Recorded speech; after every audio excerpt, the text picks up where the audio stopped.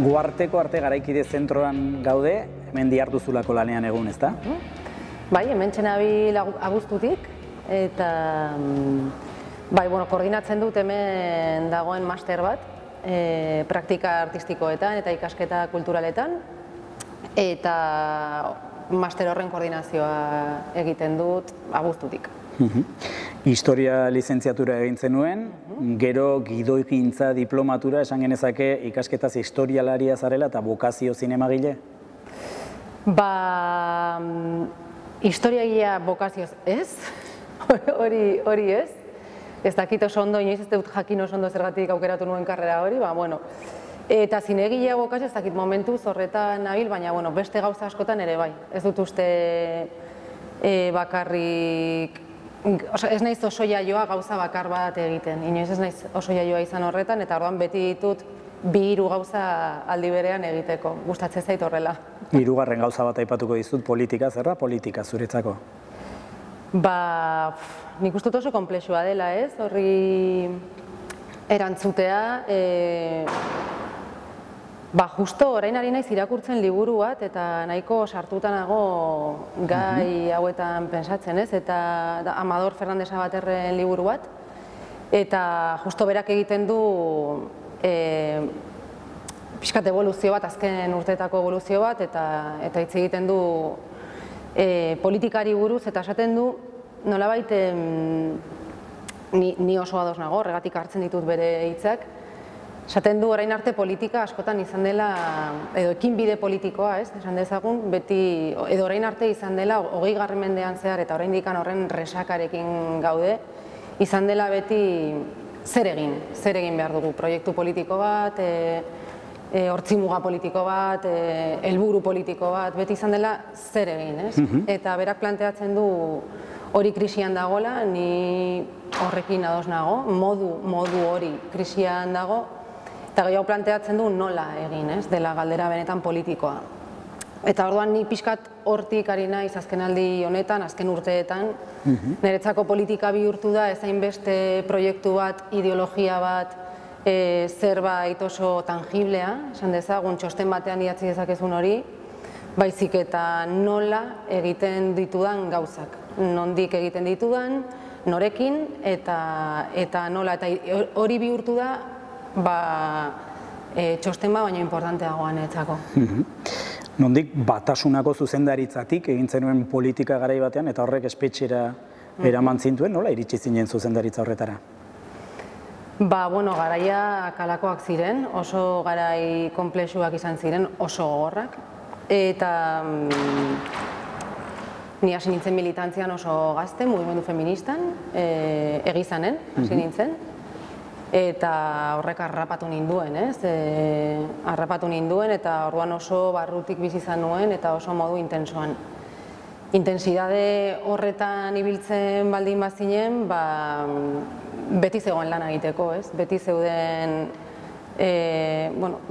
lan egiteko, funtzio ezberdinak betetzeko, eta orduan poliki-poliki gustoz eta horrela gorputzak horrela eskatuta, joan nintzen ardura ezberdinak hartzen, egizanen hasi, mugimendu sozial ezberdinetan jarraitu, eta une jakin batean elkarrizketa prozesu bat abian jarri zen, Loiolako elkarrizketa prozesua abian jarri zen, eta hor osatu zen batzorde negoziatzaile bat, elkarrizketa ezberdinak bideratzeko, alderdien artekoak eta bar.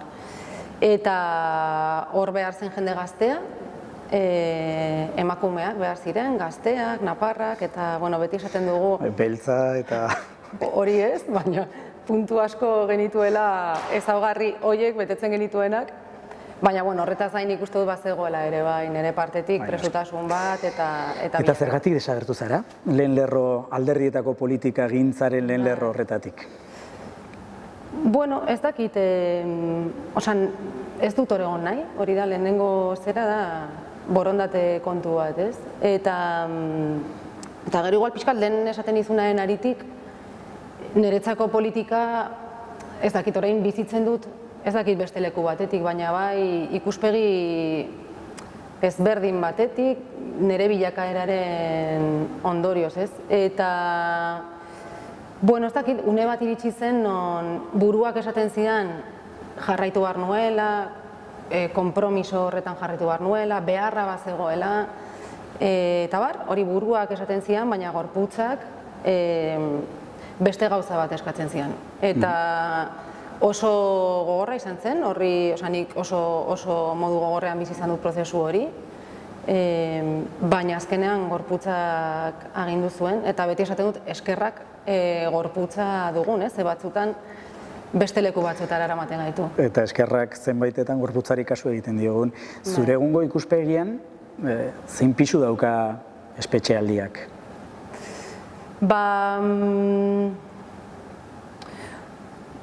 Orain saiatzen naiz, badu pisua, nik batzutan amets egiten dut espetxearekin, eta duela gutxi gaina amets egin nuen hainbat gau jarraian berriz ere espetxera sartzen indutela, ez? Eta gero jakina gelditzen zaizkizu halako arrastoak, ez? Ez gara, zaurgarria gara, ez gara heroiak, zaurgarria gara eta marka horiek nik uste dut gurekin eramaten ditugula, orduan gorputzean ere badaude. Eta gero niretzako bai izan dela irakaspen prozesu oso potente bat, ez bakarrik kartzela, militantzia, dena nahaztuta izan da kriston bidaia, ez? Oso gogorra eta aldi berean ez dakit hazkunde pertsonalerako bide bat ere bai. Eta politikorako. Nik nire kasuan ez bakarrik pertsonalerako, ez? Beti esaten dut. Traumak eta alakoak psikologoak daude horretarako eta terapiak eta horiek hor bideratu aldituzu, ez? Baina gero badago irakaspen politiko bat eta zuk nola egiten duzun errebisio kritiko bat gauza askoren inguruan. Eta niretzako bide kritiko hori gauzatu alizatea, oso importantea izan da. Zeinen erraz edo zeinen arinki esaten dugun herri honetan, ez da, Sandiak 5 urte soilik eman dituela espetxean, edo Berendiari bakarrik 20 urteko espetxe zigorra ezarri diotela? Bai, hori da gure pixkat drama ere bai, ez? Ohitu garela oso egoera gogorretara, baina gero ere ohitu gara gure ondoan, nire ondoan behintzat, nire inguruan torturatutako jende askorekin elkarbizitzera eta tira, badira gauza fuerteak, ez? Eta bai, ohitu gara, zoritxarrez, baina askotan ere oso punitiboa gara gu, ez? Oso punitibistak, bai. Bai, askotan norbait atxilotzen dutenean beste motibo batzuengatik oso erraz esaten dugu, horri joan behar zuen bizitza guztirako kartzelara. Edo lepoa moztu beharko genioke, edo horrelakoak ere entzuten dira, segun zeren kontura. Bai, horregatik, nik uste dut horrek ere balio behar digula, guk bizi izan dugun hori, balio behar digula, kritikoak izateko ere bai, sistema politibista horrekin eta justiziaren ideiarekin, ez? Esan izan duzu, Arantxa, espetxealdia bezain gogorra egin zitzaizula zuri irteera, zergatik?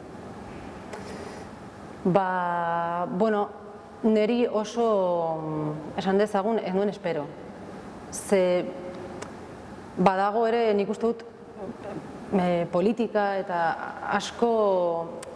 badu asko narraziotik, ez? Komunean eraiki ditugun hainbat narrazioetatik eta batzutan narrazio horiek eragiten dute gure pertzepzio eta gure ikuspegietan. Eta nik neukan eskeman, militantzia zen parte aktibona, gero kartzela zegoen, eta gero kartzela amaitzen zenean, gaina kartzelan asko elikatzen da ideia hori, noizbait aterako naiz hemendik, eta orduan dena izango da oso ona, eta horren nik hori neukan. Eta horren atera nintzenean, nire atera nintzen, ez dakit, espetxean, ia 3 urte egon ondoren, 2 urte eta 7 hilabete, ja atera nintzen, hor denbora izan nuen, ez dakit, hainbat hausnarketa ezberdinekin, ez nekien zer egin hausnarketa horiekin, ze ziren narrazio orokor horien parte edo ez nuen lekurik aurkitzen, orduan atera nintzen horrekin, eta irteeran jarraitu zuen nolabait ez enkajatze horrek, edo... Baina horretaz gain, nik espero nuen, aterako nintzenean, dena izatea superpolita. Euforia eta... Eta konturatu nintzen, badagoela nire kasuan, bakoitzak bere modura egiten du, eta ez dago modu bakarra. Psikologoek diote urtebete baino gehiago espetxeraturik igarotzen duten orok, ateratzerakoan, badaukatela halako txakalaldi bat. Bai, nik uste dut badagoela resignifikazio bat, zure bizitzarena, zure zerarena, zure izaerarena ere bai, eta orduan hori segun eta nola egiten duzun, bidea izan daiteke, ez dakit modu batekoa edo bestekoa. Badaude ikerketa batzuk, esaten dutenak, jende asko espetxetik atera ondoren, edo bere desira, bere pulsioa da berriz ere aurretik zeukan bizitza horretara itzultzea, baina hori askotan ez da posible izaten, ze gauzak aldatu dira. Edo beste pulsio bat askotan da, pixkat normalitatera itzultzea, bizitza normal bat, ja pasa dut, eta orain bizitza normal bat izan behar dut. Eta bizitza normal horretan, normatibidadea sartzen da ere, bai, bizitza normal bat. Bizitza normatibo bat, ez? Eta orduan, oso zaila da norberaren lekua niretzako, agian beste norbaitek beste zerbait esango dizu. Elkarrizketaren batean esan izan duzu, hau prestatzen, googleatzen eta irakurri nizun, eskatzen ziguten bizitza normala egitea, egonaldi artistiko bat egitea, lan egitea, master bat egitea, normaltasun osoz, oso bizipen anormal batzuen ondotik, ez da? Bai, horregatik, baina hori jende askori beste esperientzia batzuekin pasako zaio, ez? Ez da bakarrik kartzelarekin, baina zuk bizi izan dituzunen oso egoera gogorrak, eta nik uste dut gu bizi izan garela gatazka kontekstu batean eta beldura handiarekin, batzen zenuen kartzela, baina tortura eta jazarpen poliziala eta... Hori guztia gure barruan daramagu, hori guztia gure memoria latente bat, ez? Baina inguruak ez du laguntzen latente dagoen hori zure barruan nolabait adierazten edo espazio bat egiten horri. Orduan hori ere gogorra da, hori bizitzean uste du gogorra dela, baldin eta horrela hartzen baldin baduzu, ez? Baldin eta horren konstiente baldin bazara, beste jende batek beste modu batean prozesatzen du, horregatik. Baina, bai, badago zerbait ezabatu behar duzuna, ez dakit nola esan, eta orduan atera behar duzu mundura, eta hori gertatu izan ez balitz bezala, edo horrekin etorriko ez bazina bezala, ez? Hori esan izan dut, elkarrizketaren batean, edo ez dakit. Bai, esan izan duzu. Erabaki duzu, gertatu zitzaizun hori guztia kontatzea, zinemagintzatik eta kutxa batetik abiaturik. Zergatik zinemagintza eta zergatik kutxa, Arantxa? Nik justo kartzelatik atean nintzenean eta pixkan ere anabasa honetan, lehen aipatu dizuan anabasa horretan, pixkat zinema egiteko behar hori agertu zitzaidan, Bartzelonara joan nintzen, eta 2 hilabetetarako gidoigintza kurso bat egitera, eta ia 3 urte gertu nintzen, ez? Eta orduan hor egin dituen nire zine ikasketak, diplomatura, eta ja hor, ez dakit hasi nintzen txunditzen ere bai, zinemaren ahalmenarekin, eta ja nire ibilbidetxoa hor egin ondoren, baditut, pelikula oso xume batzuk, gero ja Euritan egin nuen, eta Euritan ondoren, eta batez ere bago beste faktora eta epaiketa bukatu zenean, eta ja ikusi nuenean ez ginela itzuliko. Ez dugu aipatu, baina 7 urte eman zen dituzten epaiketaren zai, eta hartara espetxera itzultzeko mehatxupean. Arrisku horrekin, bai. Piskat ja hori ere itxi zenean, orduan hartu nituen kartzelako dokumentu horiek, ez? Gutunak, argazkiak, irudiak, eta gurasoen etxean zeuden hor kutxa batean. Eta ireki nuenean, esan nuen, bisualki ze indarra duen artxibo honek, eta hau ez dago ez inongo liburutan, ez txostenetan, eta ez... Eta orduan iruditu zitzaidan bueno, horren indar bisualetik abiatuta, nuela aukera pelikula bat osatzeko horrekin, ez? Esan izan duzu, zinemagintzak, zu darabiltzun zinemagintza esperimentala, nolabait esateko horrek balio duela estereotipoak apurtzeko. Eta estereotipo asko ikusten dituzu gatazkaren orain arteko kontakizunetan. Zeintzu dira estereotipo horiek? Edo jarri adibide batzu guztiak ez ditugu aipatuko, baina baten bat, edo nabarmenenak? Bueno, nik uste dut badagoela, osea, 20. mendeko imaginarioa, ez? 20. mendetik gatoz. 20. mendearen itzalpean bizi gara oraindik. Oraindik itzalak hartzen gaitu. Eta 20. mendea izan da iraultza handien mendea. Sobieta iraultzaren mendea, maio del 68 famatua, ez? Horre guztiak nik uste dut osatu dituela iruditegi batzuk, gauza batzuk komunean dituztenak, ez?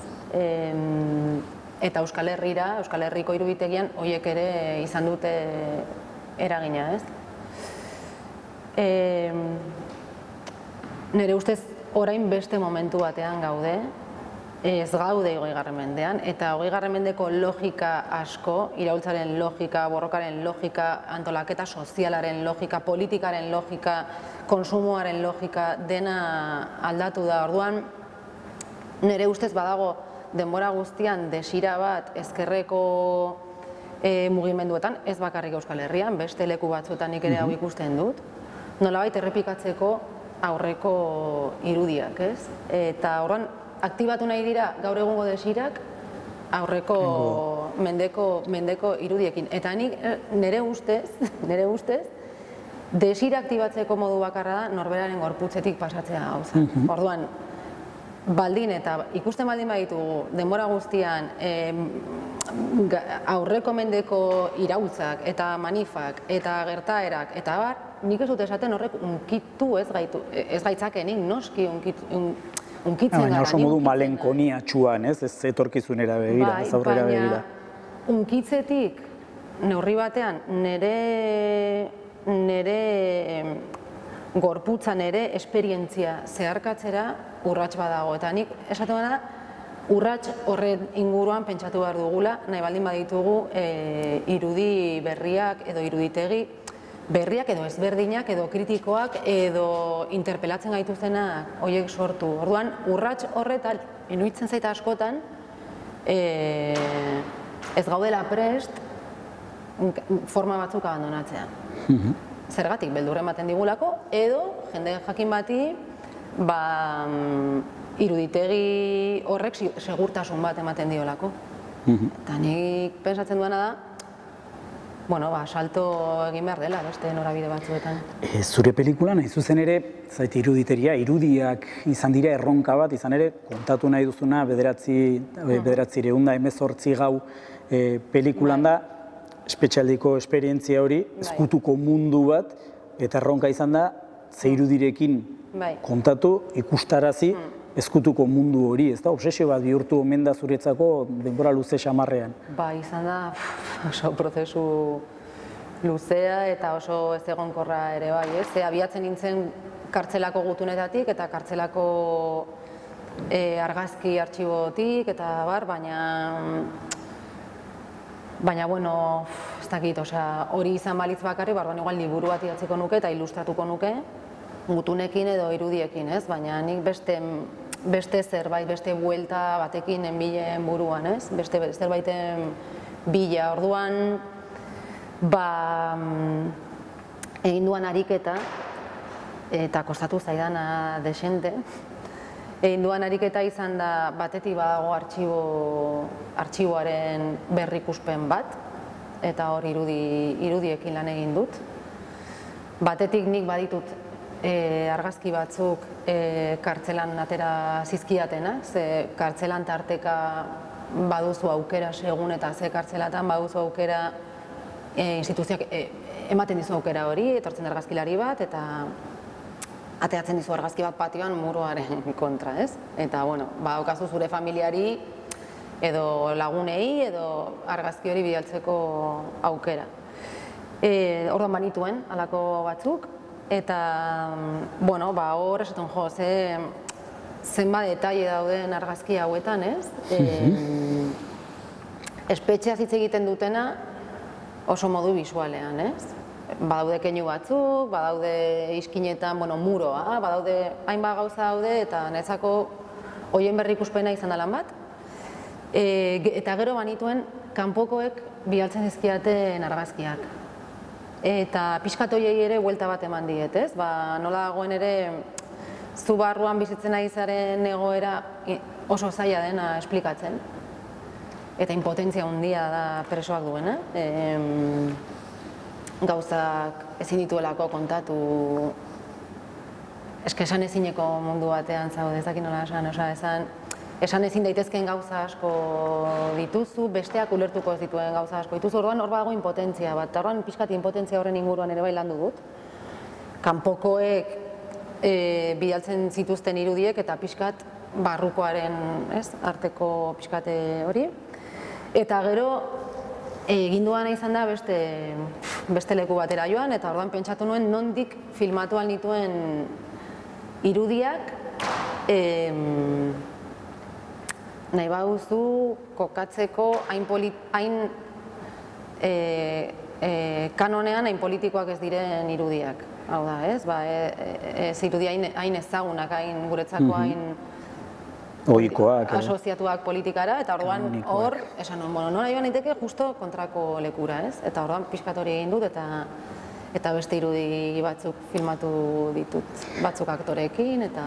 Horrekin guztiarekin osatu nahi zenuen gatazkaren oso kontakizun edo ikuspegi pertsonala, irudi ez landara, autoestetikoaz landara, badago labur biltzerik, hola, mezua irakurketa zein den? Pixkat kontatu dizudan hau guztia pelikulan dago. Bai, irudiekin ibili naiz, orain esan dizudan bezala, pixkat horren inguruan hausnartzen eta nondik pentsatu irudiare, bai, ez badago irudia pentsatzea desiratik, politikaz ari garenean. Beti ematen du politikaz ari garenean irudiak pentsatu behar ditugula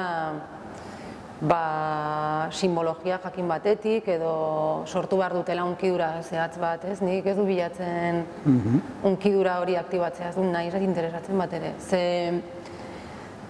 Niri interesatzen zena da aktibatzea irudiak, ze harreman duan nik irudiekin eta aktibatzea irudiak beste leku batzuetatik. Batzuei ez zaie bat ere aktibatuko. Esaten zenuen, orain arte oso kontakizun lineal eta normatiboa edo maskulinoa egin dela, ezta? Gatazkaren kontakizunak asko daude, baina... Bai, ikusi besterik ez dago, ez? Eta orain badago gainera, ez dakit horrelako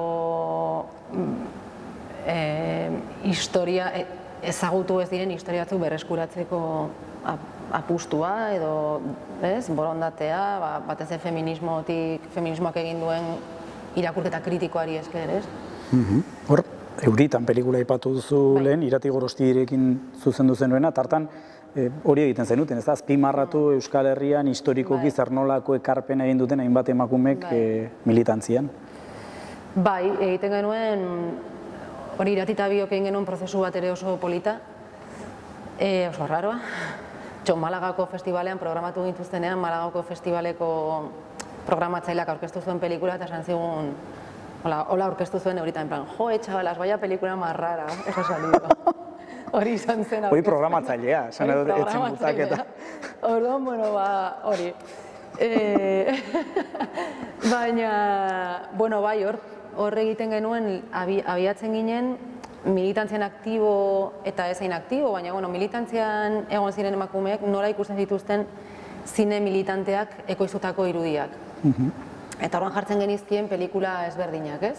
Zine militantearen batez ere 78ko maiatzen ondoriozko pelikula batzuk. Eta horren pixkat beraiek nola ikusten zituzten edo ze irakurketa aktibatzen zitzaien hortik abiatzen da pelikula eta gero egiten du bidai bat itxaro bordari ere jarri genizkion pelikula hauek. Eta ja pixka gelditzen gara bere relato batekin 85ko Klara eta Bion. Harreman lesbiko baten inguruko, azta lesbiana batzuen. Euskal literaturan lehenengo eszena lesbikoa den horrekin, baina dagona gainera kontatuta Xina Tabernan, Baionan, Galek hor erail zuenean etako militante bat. Eta justo hor dago kokatu ere historia, eta bueno, eta bai, horretan ibili ginen. Aipatu duzu, zu militantzian feminismoan hasi zinen, egizanen, duela 20 urte baino gehiago, orduan bazterreko mugimendua zen, eta orain, zenbait girotan feminista zarela esateak zentraltasun erlatibo bat behintzat ematen dizu, ezta? Kudeatzen erraza da aldaketa hori? Ba ez, eta ez luke izan beharko nire ustez erresa, ez? Osea, nire ustez